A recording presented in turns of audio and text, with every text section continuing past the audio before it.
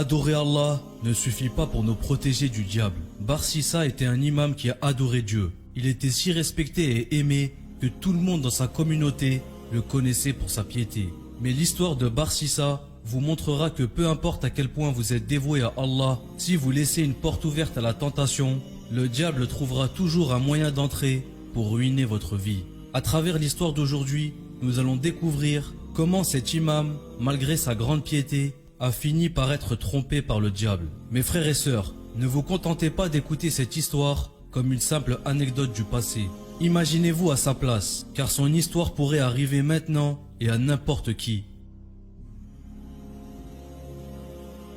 Barsissa était un imam respecté, quelqu'un qui adorait Dieu avec une grande piété. Tout le monde dans la communauté le connaissait. C'était un homme très pieux. Il avait son propre lieu de prière où il adorait Allah jour et nuit.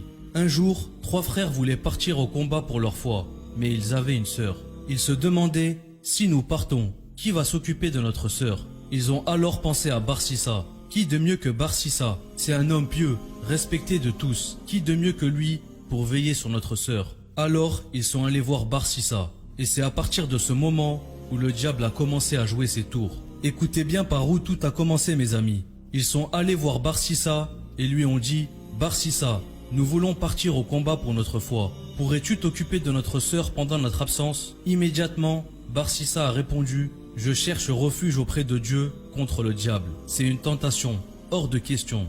Les hommes étaient déçus et sont partis. Puis le diable est venu voir Barsissa. Mais ce n'était pas n'importe quel diable. Barsissa le voyait comme un sage. Alors, ce diable est venu voir Barsissa et lui a dit, Barsissa, mon frère, qu'est-ce que tu fais? Ces hommes veulent partir au combat pour une noble cause, pour Dieu.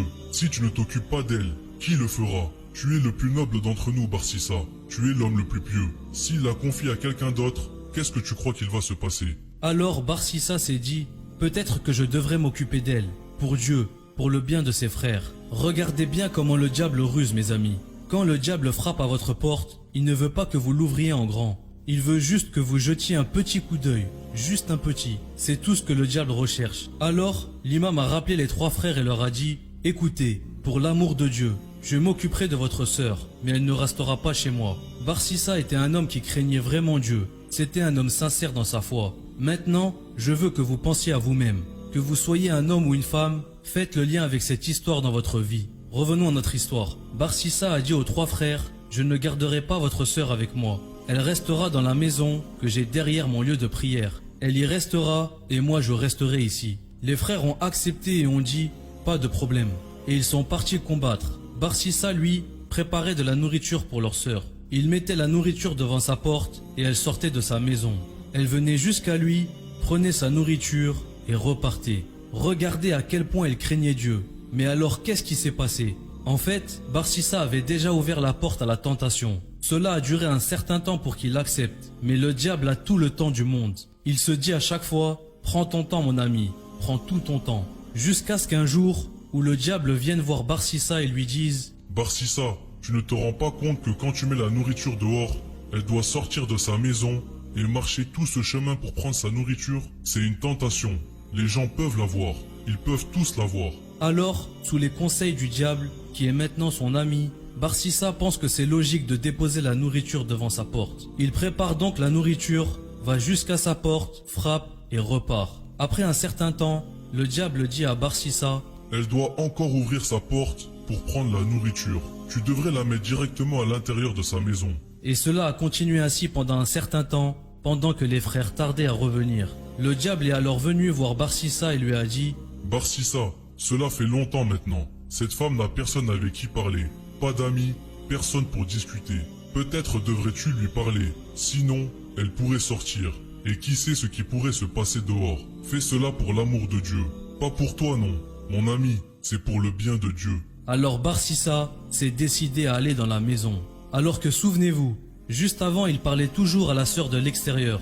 Il était obligé de crier parce qu'elle ne pouvait pas bien l'entendre. Plus tard, le diable lui dit, pourquoi te donner tout ce mal? Tu cries et tu hurles. Entre dans la maison et parle-lui directement. Alors, après un certain temps, il a commencé à lui parler à l'intérieur de la maison. Ce qui était au départ une courte conversation est devenu un long échange. Après avoir parlé, il a voulu la voir. Après l'avoir vue, il a commencé à la toucher. Et après l'avoir touchée, l'imam Barsissa a commis l'adultère. Combien d'entre nous, même si nous n'avons pas commis d'adultère, avons suivi les mêmes étapes que Barsissa? Maintenant, après avoir commis cet acte, elle est tombée enceinte et a donné naissance à un petit garçon. Elle est ensuite venue voir Barsissa et lui a dit « Barsissa, si les frères reviennent et voient ce petit garçon, alors que tu étais responsable de moi, comment expliqueras-tu la présence de cet enfant ?» L'imam était vraiment inquiet. Il se demandait « Que dois-je faire ?» Et le diable lui répondit « Barsissa, tu dois tuer l'enfant. Tu dois effacer toute preuve. Crois-tu vraiment qu'elle gardera le silence sur ce qui s'est passé ? Penses-tu vraiment qu'elle ne dira rien à ses frères sur ce qui s'est passé ici ?» Il lui a répondu « Que dois-je faire ?» Et Barsissa a commis l'adultère et maintenant un double meurtre. Les frères reviennent. Ils demandent à Barsissa « Où est notre sœur ?» Il leur répond « Que Dieu nous accorde sa miséricorde. Elle est retournée à lui. Votre sœur est tombée gravement malade et Dieu a repris son âme. » Étant donné que Barsissa était un grand imam, un grand sage, il ne mentait pas. Il a répété aux frères « Elle est tombée gravement malade et Dieu a repris son âme. » Les frères n'avaient pas d'autre choix que de le croire. Ils ont demandé « Où est-elle » Il leur a montré une fausse tombe et leur a dit « Elle est ici. » Alors ils ont prié pour elle et sont rentrés chez eux. Le lendemain matin, l'un des frères a dit « J'ai fait un rêve très étrange cette nuit. » L'autre frère a répondu « Moi aussi, j'ai fait un rêve mystérieux. Qu'as-tu vu ?»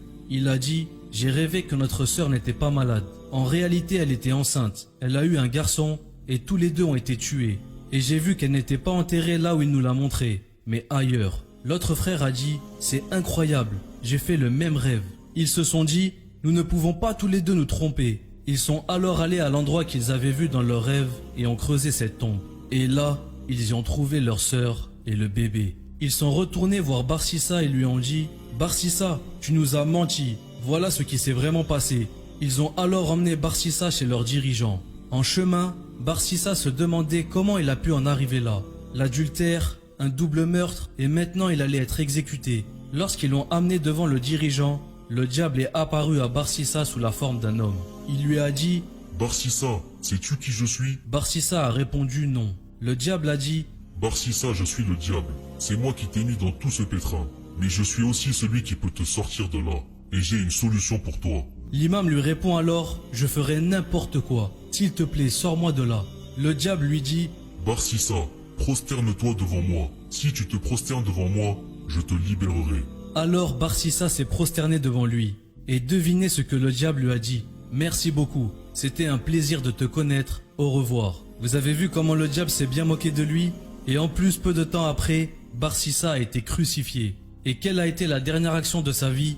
De la mécréance, de l'idolâtrie au plus haut niveau. Subhanallah, quel destin tragique. Il était imam, un adorateur d'Allah vu comme un homme pieux par tout le monde. Et juste avant de mourir, il a fini mécréant et criminel. Avec les tentations qu'il y a de plus en plus dans nos vies, cette histoire elle peut arriver à n'importe qui d'entre nous. Ne laissons aucune chance au shaitan de nous mettre dedans. Même pas un petit espoir. Car comme on l'a vu dans l'histoire, il suffit que vous ouvrez un tout petit peu la porte pour qu'il s'y introduise. Qu'Allah nous préserve du diable et de son mal. Amin.